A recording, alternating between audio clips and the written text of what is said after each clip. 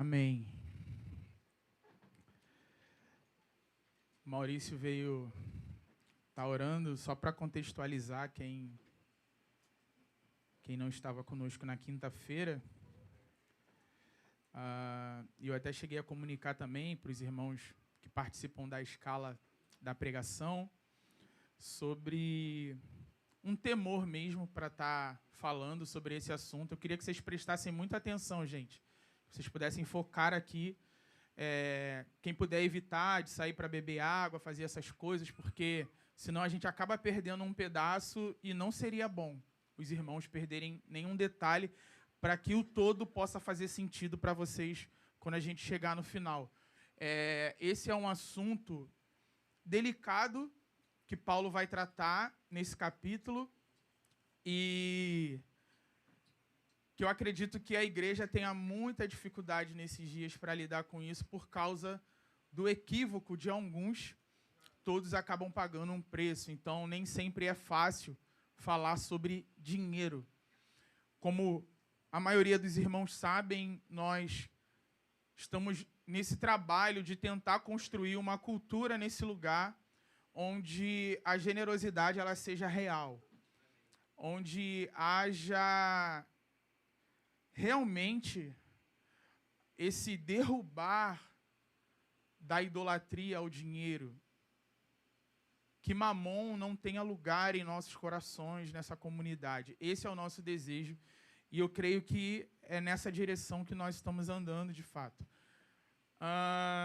E por isso, nós não temos, talvez, o hábito de estar sempre nas reuniões, né? Vamos separar agora um momento para falar sobre a oferta, e aí você vê 20, 30 minutos, eu já participei de reuniões onde 1 hora praticamente era falado só sobre esse assunto, com a intenção de que essa fala, essa palavra, toque emocionalmente as pessoas ao ponto delas quererem dar os seus dinheiros.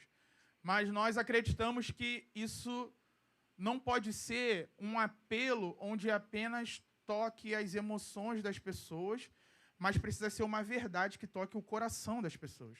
As pessoas precisam entender, de fato, por que elas ofertam. E nós não ofertamos porque nós queremos receber algo em troca de Deus. Nós ofertamos porque nós entendemos que nós já recebemos tudo aquilo que Deus poderia, né, e deseja e desejou fazer por nós, que foi nos salvar. E Ele, como Criador, como o dono de todas as coisas, nos coloca nessa condição de administradores, de pessoas que vão exercer uma mordomia para administrar os bens que são dele e não nossos.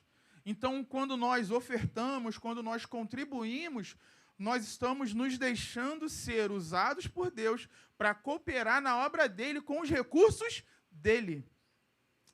Então, nós entendemos o nosso lugar como administradores, mas muitas vezes eu acredito que é necessário que a gente separe um tempo para falar novamente sobre esses assuntos, para que o Espírito possa agir em nós, trazendo quebrantamento, arrependimento, cura, que tratar desse assunto não seja algo desconfortável. Acho que esse precisa ser o nosso objetivo, para que quando o assunto dinheiro for tocado no meio da comunidade, não haja aquele clima de tensão, porque nós estamos bem tratados nessa área, né? Nós já estamos curados e o dinheiro não é algo que nos aprisiona ao ponto de nos ofender, mas sim de nos fazer desejar entender ainda mais para que eu possa glorificar a Deus também nessa área através das finanças. E então, assim, esse é o assunto que vai ser tratado aqui essa manhã, e eu confesso para os irmãos, como eu falei na quinta-feira, só para aqueles que não estavam, que se eu pudesse escolher, eu não escolheria essa palavra para pregar, e se não pudesse ser eu, melhor ainda. Mas a nossa escala ela é dividida, né? Atualmente são 3 pessoas pregando e elas vão intercalando ali semana após semana, como vocês já perceberam isso, e eu fui o sorteado, né? E como nós escolhemos fazer seguir essa linha da pregação expositiva, isso é maravilhoso, porque nós não temos a oportunidade de pular o texto. E talvez, humanamente falando, esse seria um daqueles textos que nós, não, cara, vamos... A galera já está entendendo, entendeu? A gente tem falado sobre isso, vamos passar para o próximo. Ou melhor, vamos lá para o 12 logo, falar sobre dons espirituais. Isso anima mais a igreja. Né? A igreja, nossa, eu quero receber os dons, eu quero saber mais sobre dons, eu tenho curiosidades acerca dos dons. Mas talvez não exista muito dessa curiosidade acerca de dinheiro nos nossos corações. Amém, gente? Vocês estão comigo? Vocês vão me ajudar sorrindo, interagindo, mantendo um clima de leveza. Nossa, que maravilhoso ouvir essa palavra. Eu vim aqui para ouvir justamente isso, Léo. Obrigado. Aleluia. Ainda. Trouxe caderno, né?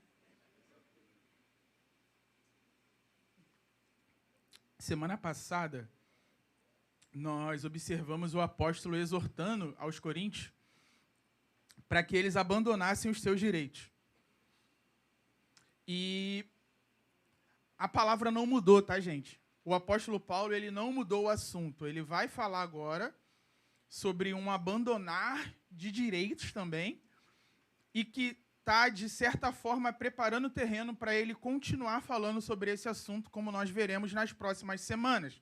Então, só para que vocês tenham isso em mente. O assunto, ele não mudou ainda.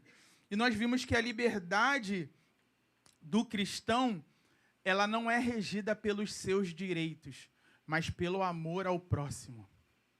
A liberdade do cristão não é regida pelos seus direitos, mas pelo amor ao próximo. Então, Paulo vai entrar no capítulo 9 para ilustrar esse princípio com o seu próprio exemplo.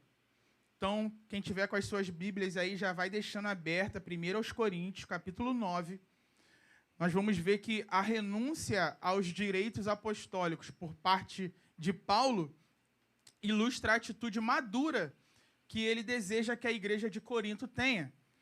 Paulo está, em outras palavras, revelando para essa igreja: eu não só prego, eu vivo essas verdades que eu estou pregando.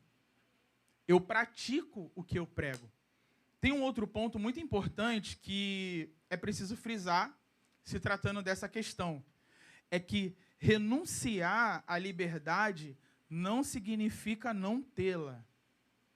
E talvez era o que boa parte da igreja ali estava... Era assim que ela estava interpretando a atitude de Paulo. Era como se ele não tivesse esses direitos. Mas não é sobre isso.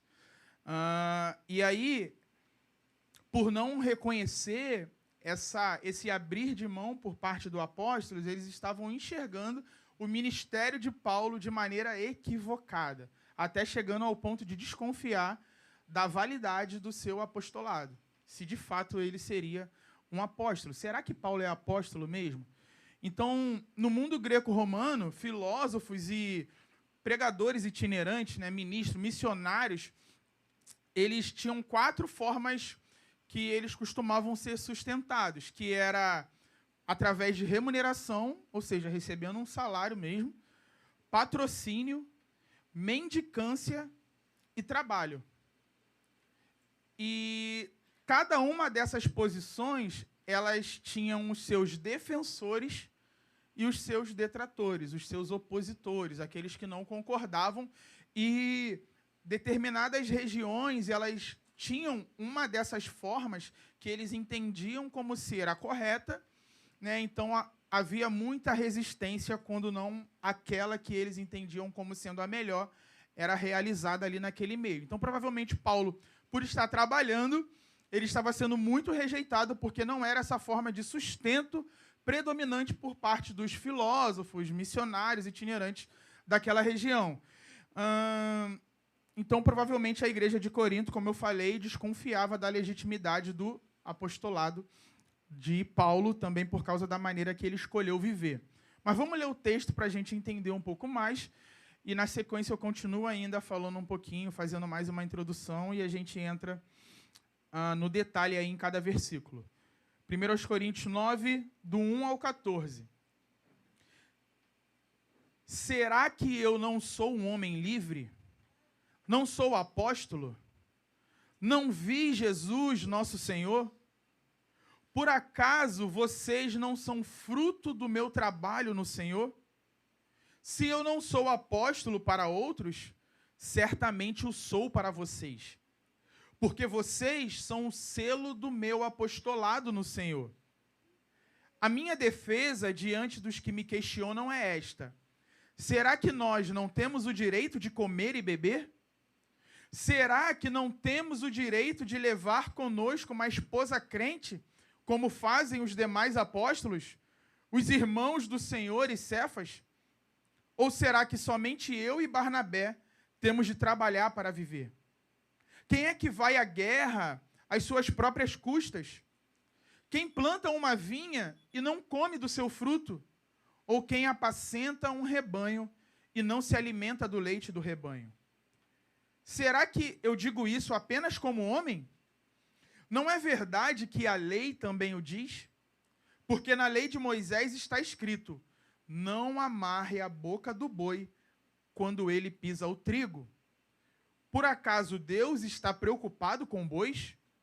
Será que não é certamente por nossa causa que ele está dizendo isso? É claro que é por nossa causa que isso está escrito. Pois quem lavra deve fazê-lo com esperança, e o que colhe deve fazê-lo na esperança de receber a parte que lhe é devida. Se nós semeamos entre vocês as coisas espirituais, será muito recolhermos de vocês bens materiais? Se outros participam desse direito sobre vocês, não o temos nós em maior medida? Entretanto, não fizemos uso desse direito.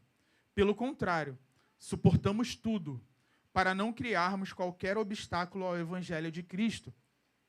Vocês não sabem que os que prestam serviços sagrados se alimentam do próprio templo e que os que servem ao altar participam do que é oferecido sobre o altar? Assim também o Senhor ordenou aos que pregam o Evangelho que vivam do Evangelho. Então, como nós vemos nessa perícope, Paulo evidencia 5 argumentos para provar o seu direito de receber sustento financeiro da igreja de Corinto. E quais seriam esses argumentos? Primeiro, dos versículos 1 ao 6, seu apostolado. Segundo, sua experiência, versículo 7. Dos versículos 8 ao 12, a lei do Antigo Testamento. Versículo 13, a prática do Antigo Testamento. E versículo 14, o ensino de Jesus. Então, se vocês repararam bem, nós estamos diante de um verdadeiro desabafo apostólico, que foi como eu escolhi nomear essa palavra, que está repleta de perguntas retóricas. Não sei se vocês perceberam, mas são 16 perguntas no total. Só nesse trechinho que nós acabamos de ler, tem 16 perguntas. E, em primeiro lugar, Paulo vai falar sobre o seu direito como apóstolo. São 4 perguntas iniciais que esperam uma resposta positiva e se tornam cada vez mais específicas. Então, cada uma dessas perguntas aí, do primeiro versículo, tenham em mente que a resposta para elas precisa ser sempre sim. Sim, sim, sim e sim. Com certeza. Ele fala, será que eu não sou um homem livre? E se vocês lembrarem, na semana passada, a gente estava falando sobre direitos. Sobre ele falar assim, ó, não vou mais comer carne. Se isso ofende o meu irmão, eu abro mão. Então, como não mudou, essa pergunta está exatamente conectada ao que ele vem falando anteriormente. Cara, eu não vou mais comer carne. Mas me respondam aí, eu não sou um homem livre? Aí qual é a resposta? Sim. Então, certamente, Paulo ele desfrutava da liberdade que os outros cristãos tinham. Mas o líder, ele precisa dar o exemplo. Ele tem que ser o primeiro a viver aquilo que ele está pregando. E aí, na sequência, ele faz uma outra pergunta. Não sou apóstolo? Não vi Jesus, nosso Senhor? Por acaso vocês não são fruto do meu trabalho no Senhor? E olha que legal, aqui Paulo, ele já vai dando, ele pergunta se ele é um apóstolo, e na sequência, ele já fala sobre as credenciais do apóstolo. Não vi Jesus, nosso Senhor? Só essa pergunta aí, acho que acaba com um monte de apóstolo no dia de hoje, né?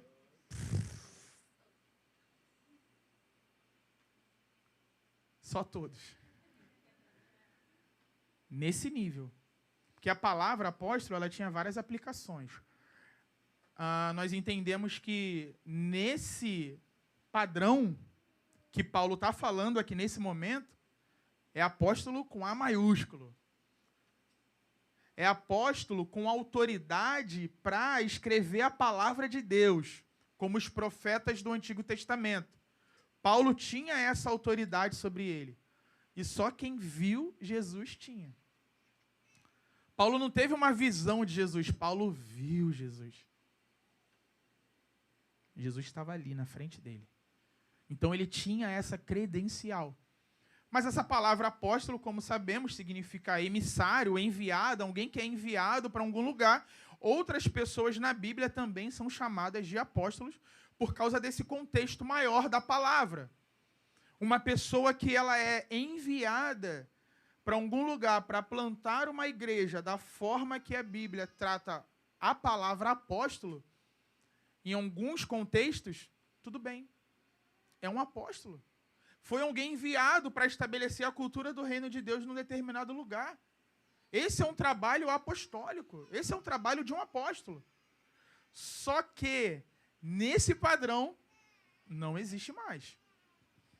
E qual é o problema? Que muitos desses apóstolos neopentecostais que são levantados nos nossos dias, eles se movem como se eles estivessem nesse padrão. Desse não tem mais. Amém, gente? Vocês estão comigo? Vocês concordam com isso? Mas existe uma unção apostólica sobre a vida daqueles que plantam uma igreja do zero, né? Que é enviado para um lugar e, cara, vamos iniciar essa construção. Estava até ouvindo uma pregação do Augusto Nicodemos, eu achei muito legal que ele usa o Ronaldo Lidório como exemplo, que é um homem que fala muito sobre esse assunto de plantação de igrejas, que foi enviado para um lugar e plantou uma igreja do zero. E nós temos outros exemplos de homens dos nossos dias que carregam esse dom, né? Porque eles são responsáveis de gerar pessoas espiritualmente. Essa é a verdade. O que Paulo está falando é, cara, essa igreja existe porque eu sou um apóstolo. Porque há sobre mim essa unção para estabelecer esse lugar que vocês estão hoje congregando, né? Vocês foram gerados pelo meu ministério. E Paulo não tem nenhuma dificuldade de falar isso. Por mais que possa ofender a mente de alguns, como assim? Né? A nossa religiosidade, às vezes, não, mas é Deus. Tá, tudo bem, mas está usando o cara, pô. E nós precisamos honrar e valorizar isso. Ele está sendo usado por Deus, pô. Ele está gerando, mas não é o Espírito que gera, tá, mas ele está sofrendo na carne dele, pô. Ele está se entregando porque Deus chamou ele para isso. Então a glória é de Deus. Mas tem um homem sendo usado por Deus e não tem nenhum problema em reconhecer isso. E para confirmar essa afirmação de Paulo, é isso que nós vemos lá em Atos, capítulo 1, versículos 21 e 22, sobre ter visto a Jesus. Lá nós lemos assim: portanto, é necessário que dos homens que nos acompanharam todo o tempo em que o Senhor Jesus andou entre nós, começando no batismo de João, até o dia em que foi tirado do nosso meio e levado às alturas, um deles se torne testemunha conosco da sua ressurreição. Aqui eles estavam naquela discussão para levantar um novo apóstolo, né? Alguém precisava ocupar o lugar de Judas. Então eles estão falando ali dos critérios que eram necessários para colocar uma pessoa nesse lugar. O próprio Paulo vai reforçar o seu chamado no capítulo 15, que nós vamos ver mais à frente, onde ele diz, versículos 8 e 9 do 15, por último, depois de todos, foi visto também por mim, como por um nascido fora do tempo, porque eu sou o menor dos apóstolos, e nem mesmo sou digno de ser chamado apóstolo, pois persegui a igreja de Deus. Então ele está dizendo que ele viu, então por isso ele pode exercer esse chamado. E a outra credencial que um apóstolo precisava possuir era realizar sinais. E aí na segunda carta aos Coríntios, Paulo também fala sobre isso, 2 Coríntios 12:12. Pois as minhas credenciais de apóstolo foram apresentadas no meio de vocês, com toda a paciência, por sinais, prodígios e maravilhas. Então ele está dizendo, as minhas credenciais, o meu direito de exercer o apostolado foi apresentado no meio de vocês, por meio de sinais, prodígios e maravilhas. E no segundo versículo, voltando aqui para o capítulo 9, o apóstolo vai dizer, se eu não sou apóstolo para outros, certamente o sou para vocês. Porque vocês são o selo do meu apostolado no Senhor. Então, Paulo está dizendo que pessoas podem até duvidar do seu apostolado, mas a igreja de Corinto não tinha esse direito. Além do mais, aquela igreja era fruto do ministério dele, como nós acabamos de falar. Ele tinha gerado aqueles irmãos em Cristo Jesus, como ele vai dizer lá no capítulo 4, que nós já vimos nessa série também. Então, existir uma verdadeira igreja em Corinto era a testificação da realidade, da veracidade do ministério de Paulo, do apostolado dele. João Calvino ele faz uma paráfrase do objetivo de Paulo. Ele fala assim, se há alguns que têm dúvidas sobre meu apostolado, isso não deve acontecer no caso de vocês. Contudo, porque desde que fundei sua igreja por meu ministério, ou vocês não são crentes, ou vocês são obrigados a reconhecer-me como sendo um apóstolo. Então, o que ele está dizendo é, se Paulo não é apóstolo, Corinto nem é igreja. Os coríntios, eles são uma carta de recomendação do apóstolo Paulo. Ele vai falar isso também na segunda carta aos Coríntios, capítulo 3, versículo 2. Vocês são a nossa carta, escrita em nosso coração, conhecida e lida por todos. Então, todo mundo que olha para a igreja de Corinto é o selo, é o que garante, é aquele carimbo que mostra assim, esse cara é um apóstolo mesmo, porque eu estou vendo aqueles que foram gerados por ele. É isso que valida o ministério do apóstolo Paulo. E aí, na sequência, nós veremos que Paulo, ele tem, por ser um verdadeiro apóstolo, ele tem direito à comida, à bebida, ao companheirismo e ao sustento. Mas ele se recusa a reivindicar esse direito por causa do evangelho. Ele tinha receio que isso pudesse atrapalhar o evangelho ali naquela comunidade. Versículo 3. A minha defesa diante dos que me questionam é esta. Será que nós não temos o direito de comer e beber? Paulo defende a sua liberdade de não exercer os seus direitos. Você é livre para não exercer os seus direitos. Amém? Isso te alegra? Porque o ser humano, por natureza, ele ama defender os seus direitos. Nós amamos dizer, eu tenho direito. Estou no meu direito. Quem nunca? Quem nunca? Não, mas eu estou no meu direito, pô. É meu direito. E é interessante, Paulo ele vai na contramão disso, porque ele é o mesmo cara que estimula a comunhão, que estimula a mesa, que estimula a relação. E a mesa, gente, é sinônimo de comida. Sentou na mesa, vamos comer. É ou não é? E aí Paulo fala assim, mas eu vou abrir mão. Não comerei mais carne. Ele estimula a comunhão, mas o mesmo cara que estimula é o cara que abre mão. Não da comunhão, mas daquela coisa boa da mesa ali, daquele momento onde a gente degusta. Né? Olha aí, imagina. O irmão que se ofende com a carne sangrando, aí tu falando assim, pô, só vou comer bem passado agora. Por amor ao meu irmão, eu vou comer aquela carne cinza. Não dá, né, gente? Mas Paulo fez isso. Paulo fez isso. Se isso ofende o meu irmão, eu abro mão. Você é livre para não exercer os seus direitos para a glória de Deus. E, gente, olha que loucura. O fato de Paulo se recusar a exercer os seus direitos foi o que colocou em xeque o seu ministério no meio daquela igreja. Ele estava sendo questionado porque ele não estava exercendo os seus direitos. Ah, acho que esse Paulo não é apóstolo, não. Ele não come de tudo. Ele cumpre as ordenanças da lei. Ele não se casou e ele nem está recebendo o salário da igreja.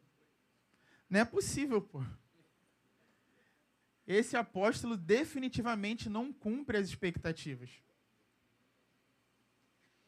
Imagina, gente. Imagina que você precisa resolver um problema num banco. Imagina um banco bem ruim aí do governo, assim, com atendimento é... Beleza. Tendo esse banco em mente, imagina que você chega lá, não tem fila, você é recebido com muitos sorrisos e palavras agradáveis, palavras educadas, te dão café, biscoitinho, tem um atendente lá que retira a senha para você, ele dá a senha na sua mão, ele mal acaba de te dar a senha, já te chama, e aí quem vai te atender é o gerente. E o gerente, com todo sorriso, simplicidade e, vamos lá, outra palavra aqui, proatividade, cortesia, em 5 minutos ele resolve o seu problema. E mais, não tenta te vender nenhum seguro.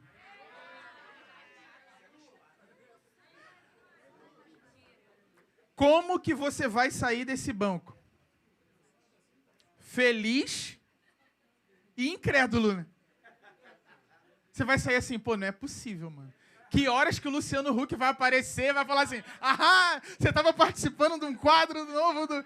Pô, não é possível, pô. Era exatamente assim que as pessoas estavam olhando para o apóstolo Paulo. Não é possível, pô. Não é possível que todo mundo vem aqui que só quer dinheiro, só quer usufruir, só quer se beneficiar. Pô, e esse cara tá abrindo mão de tudo, pô. Isso não é apóstolo. Aí a gente saindo desse lugar e falando assim, pô, isso não é esse banco. Não vou nem falar o nome do banco, podem me processar, né? Vai pro YouTube. Mas já falei antes também. Né? Edita lá, Dudu. Vai que. Pô, não é possível que eu saí desse banco. E as pessoas estavam, pô, não é possível que esse cara é um apóstolo. Não é possível abrir mão desse jeito e tratar a gente tão bem como ele está nos tratando. A gente não está acostumado com isso. A gente está acostumado a sofrer. Se não for muito difícil, não tem valor, né? É assim que a gente aprende. Pô, cara, se tem que suar mesmo, tem que ser sacrificante, senão a gente não valoriza. Esses somos nós. Eles estavam acostumados com quem Paulo vai chamar sarcasticamente de superapóstolos. Quem lembra? Paulo era um ponto fora da curva. E até voltando, eu citei já 2 Coríntios 12, eu queria ler essa porção um pouco maior. Se você até quiser ir lá, deixa marcadinho aí 1 Coríntios, mas vai lá em 2 Coríntios 12, lê o versículo 11 ao 13 para a gente entender um pouco mais o que eu estou falando.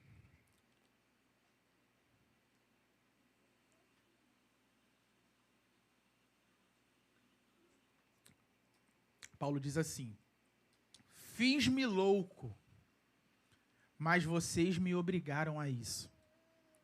Eu devia ter sido recomendado por vocês, pois em nada fui inferior a esses superapóstolos, ainda que nada sou, pois as minhas credenciais de apóstolo foram apresentadas no meio de vocês, com toda a paciência, por sinais, prodígios e maravilhas.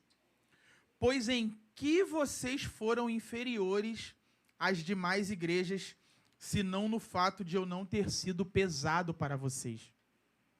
Perdoe-me esta injustiça.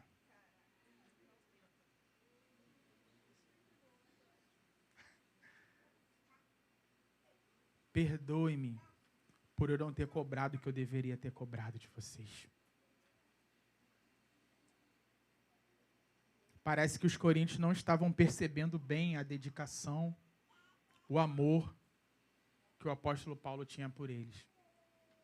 Todo desprezo e falta de reconhecimento resultava em desonra, em desvalorização do que de fato precisava ser valorizado.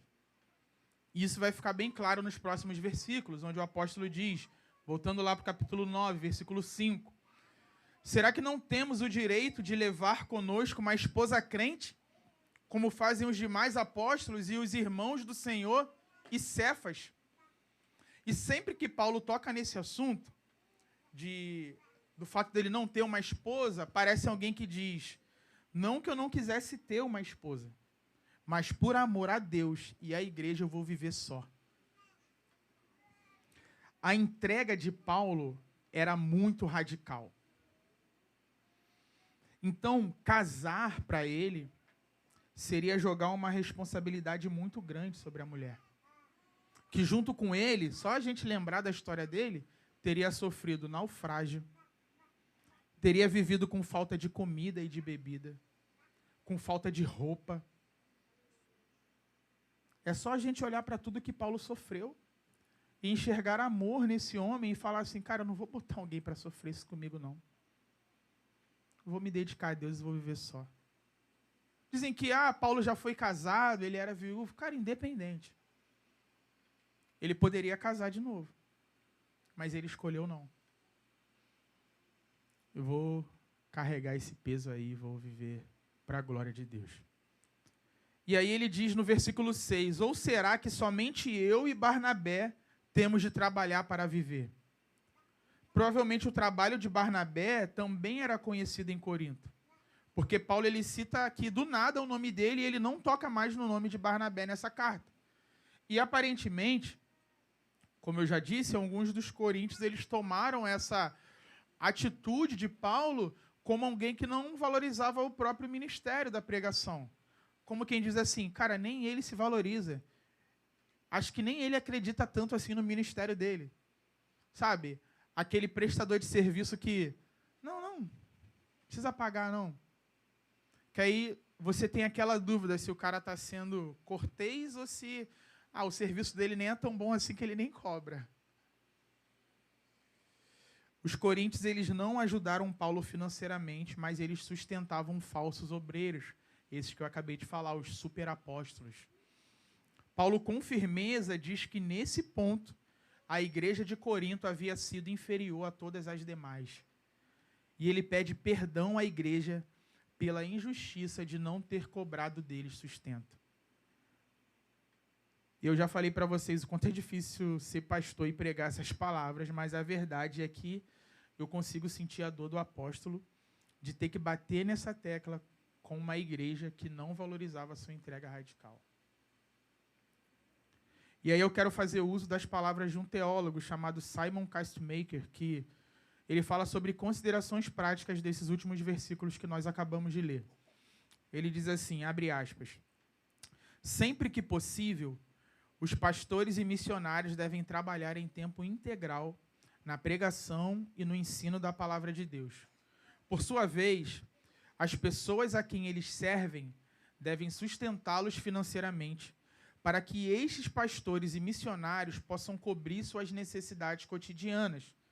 Embora ministérios de confecção de tendas tenham seu lugar e seu propósito, O povo de Deus deve levantar os fundos necessários para cuidar das necessidades dos seus pastores e missionários. E para concluir, os membros da igreja expressam seu amor e gratidão ao Senhor quando dão com alegria seus dízimos e ofertas. De domingo em domingo, apresentam suas dádivas ao Senhor como ato de culto e esperam que estas sejam usadas para a glória de seu nome. E aí, na sequência, nós temos 3 ilustrações que apoiam o fato de que Paulo, como servo do Senhor, tinha o direito de aceitar o apoio daqueles a quem ele ministrava. Versículo 7. Quem é que vai à guerra às suas próprias custas?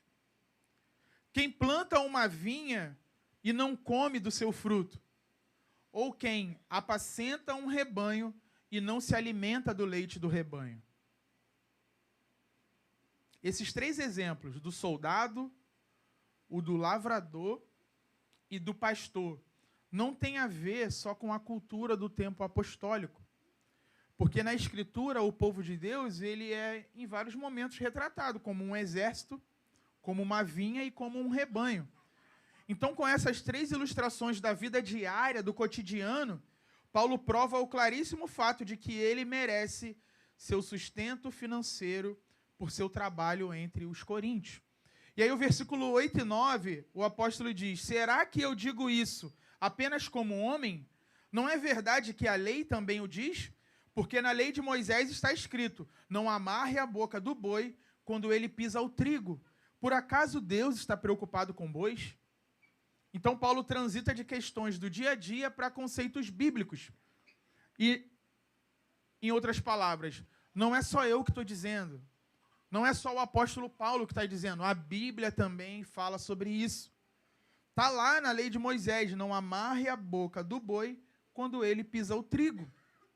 Será que Deus estava querendo passar instruções acerca do tratamento de bois?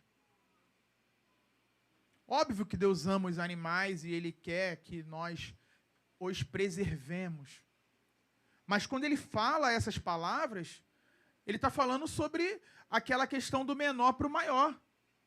Pô, se o boi, quando ele está lá debulhando o cereal, quando ele está pisando o trigo, ele não deve estar com a sua boca amarrada. Deixa ele comer lá. Deixa ele receber também o salário dele. Ele está trabalhando. Em outras palavras, se a gente trata assim o boi, a gente não vai tratar assim um homem, o nosso semelhante, uma pessoa, um ser humano que está trabalhando. Parece que Deus já sabia que muitos iriam querer não valorizar como deveriam o ministério dessas pessoas que fazem a sua obra. Então, o ponto é que se o homem cuida adequadamente do animal, não podemos esperar que ele não cuide adequadamente de um outro trabalhador. Se Deus ordenou que o homem cuidasse de animais num nível mais elevado, ele instrui os membros da igreja a cuidarem dos ministros do evangelho. E, gente, entendam isso. Paulo não está requerendo nada da igreja, por mais que possa parecer, não é esse o propósito dele. Ele deixa isso muito claro, a gente vai ver nas próximas sessões, nas próximas semanas, como não é esse o caso. Mas tocar nesses pontos é meio que um tapa sem mão, vamos ser sinceros. Eu não peço, mas vocês deveriam se preocupar em dar e não me tratar como errado em não exigir salário. Ele está demonstrando que o fato dele não exigir só está revelando uma negligência daquele povo, que mesmo ele não exigindo, deveria pagar. Eu não exijo, mas eles deveriam pagar. Mas ele não está requerendo isso. Mais uma vez afirmando. Ele diz no versículo 10, será que não é certamente por nossa causa que ele está dizendo isso? A questão do boi. É claro que é por nossa causa que isso está escrito. Pois quem lavra deve fazê-lo com esperança, e o que colhe deve fazê-lo na esperança de receber a parte que lhe é devida. Mais uma vez, a Bíblia não foi escrita para tratamento de bois. Por mais que esses sejam usados como exemplo, devem ser bem tratados pelos homens, mas o exemplo do boi, conforme eu já disse antes, era para mostrar que se o boi deve ser tratado bem, quem dirá o homem. E eu ouvi uma história sobre um pregador, na verdade eu li, lá em Kentucky, que conduzia um cavalo muito bonito. O cavalo era bom e bonito, mas o próprio pregador, ele era muito magro. Ele era um sujeito muito magro e acabado. E aí um dia, um dos oficiais da igreja lhe fez uma pergunta. Era a pergunta que não queria calar. Como é, pregador, que o seu cavalo é tão bonito e você é um sujeito tão magro? E aí o pregador respondeu: eu lhe direi, quem alimenta o meu cavalo sou eu. Quem me alimenta são vocês.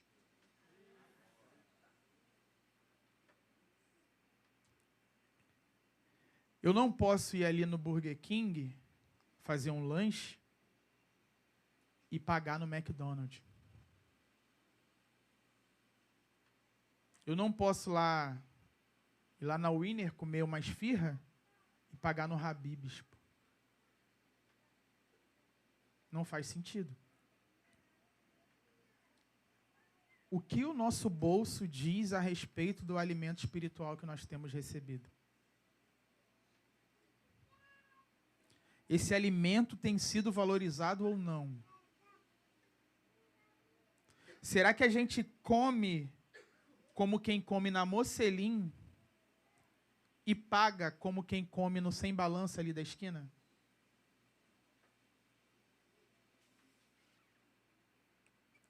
Infelizmente, o cenário que nós encontramos é que muita gente investe muito mais para comer um bom alimento terreno do que para comer um alimento espiritual.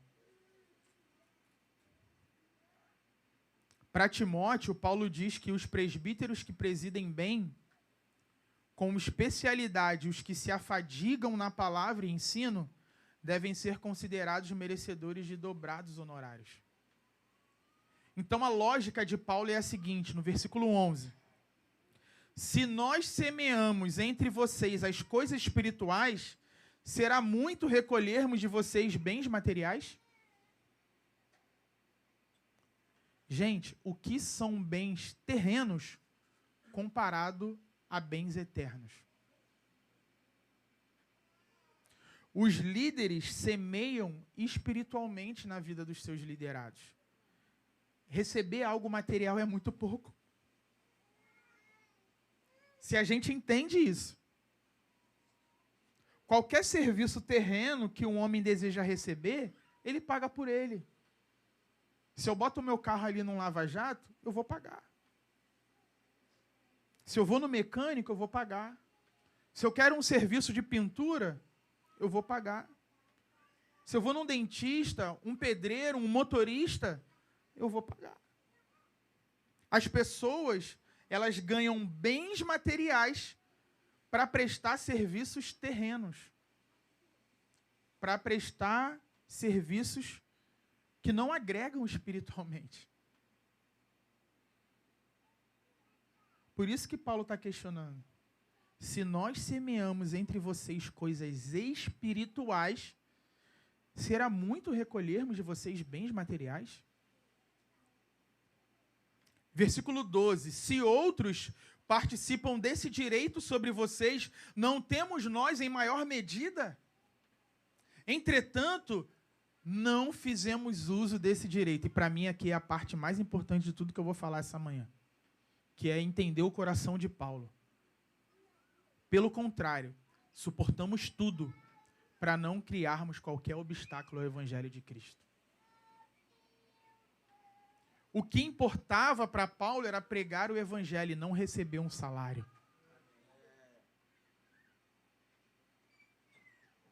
Ele diz que suportou toda essa situação.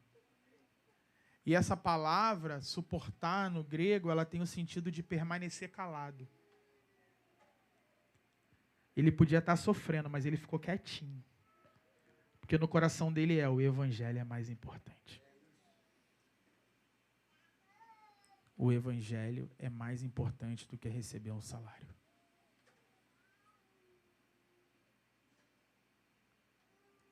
Essa é a chave para tudo que o apóstolo está falando nesse trecho. Nenhum obstáculo ao evangelho. Porque se a gente lembrar do contexto, o que ele está falando de abrir mão de direitos, não é? Não é isso que ele estava falando na semana passada?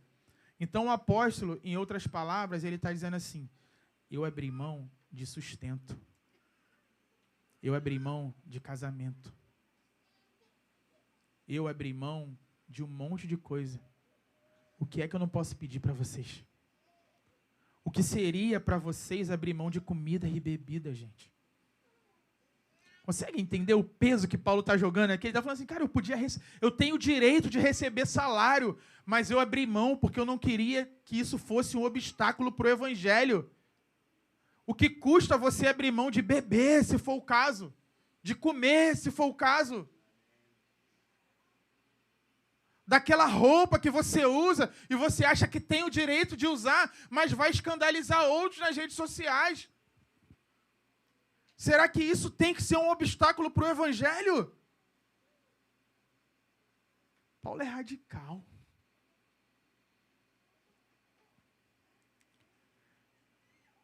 Paulo não exigiu salário, mas a igreja de Corinto foi negligente com ele. Entendem isso, né, gente? Não é porque ele não exigiu que ele não tinha o direito. E ele usa isso, de alguma forma, contra eles. Que estamos dizendo assim, cara, eu nem falei nada sobre isso, porque eu já sabia que ia ser pesado para vocês. Então eu prefiro a glória de Deus, que o evangelho seja pregado, não precisa pagar nada não. Mas eu tinha direito. Então veja o tamanho da covardia que a igreja estava cometendo em colocar o apostolado desse cara em xeque. E aí ele vai usar mais um exemplo do Antigo Testamento no versículo 13. Vocês não sabem que os que prestam serviços sagrados se alimentam do próprio templo e que os que servem ao altar participam do que é oferecido sobre o altar? Os sacerdotes e os levitas recebiam o sustento financeiro dos sacrifícios e ofertas que eram trazidos ao templo. Então, a aplicação feita pelo apóstolo Paulo é clara. Se os ministros do Antigo Testamento, que estavam sob a lei, recebiam sustento financeiro do povo a quem eles ministravam, não deveriam os ministros de Deus do Novo Testamento, sob a graça, receberem também um suporte financeiro?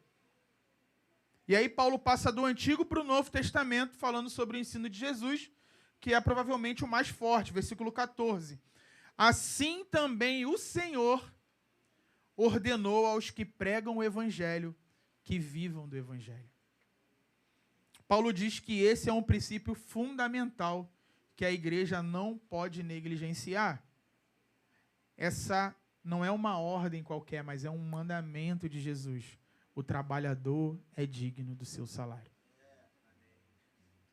Aquele que trabalha no ministério deve viver do ministério. Então, mais uma vez, podemos testificar que nós estamos diante de um desabafo apostólico, de certa forma. Paulo, com isso, ele não deseja convencer os coríntios e agora passar a receber um salário, mas o apóstolo está apenas trazendo luz sobre um assunto tão importante. Mas na sequência, na semana que vem, como a gente vai ver, mostra que, em última análise, ele não está interessado no salário.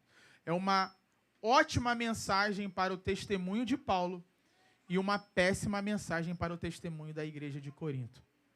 Que possamos aprender com o erro dessa igreja a não nos acomodarmos com a situação que não glorifica a Deus em nada.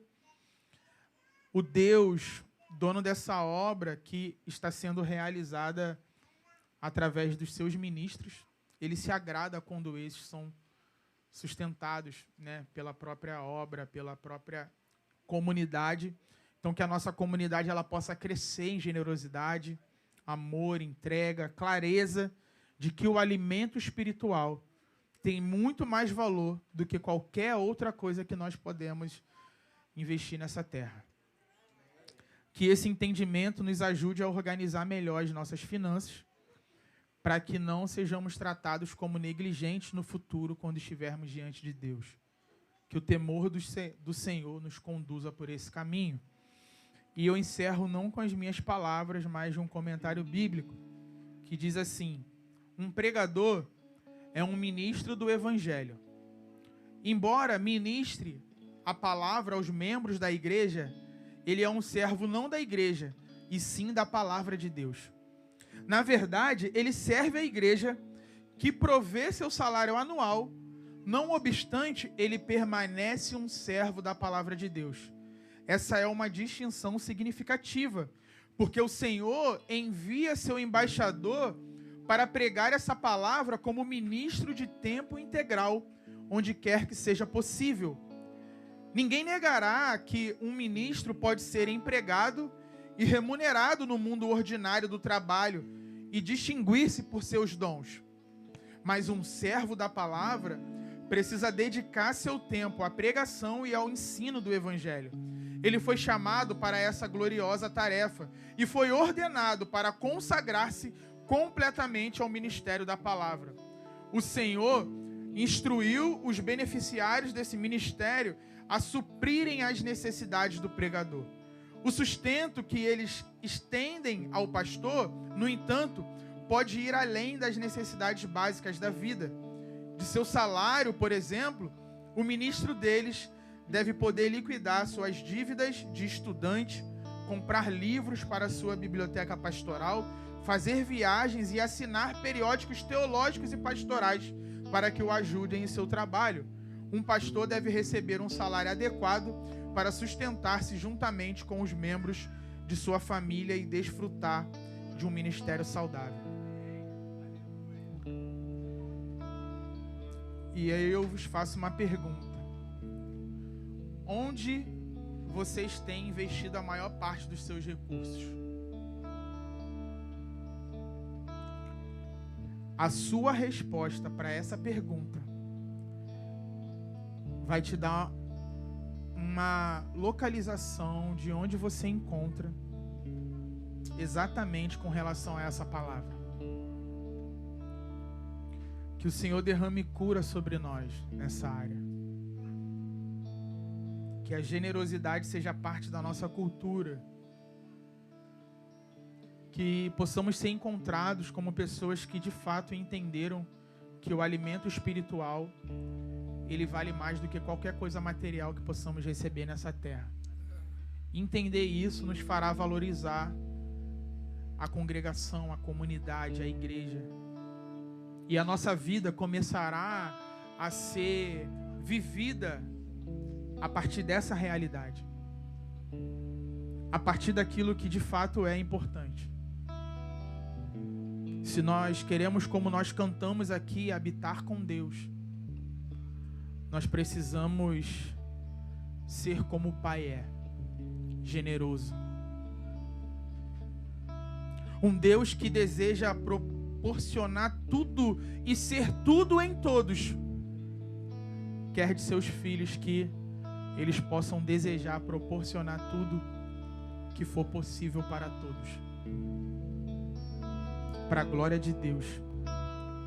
Que a nossa vida seja uma vida desprendida de bens materiais.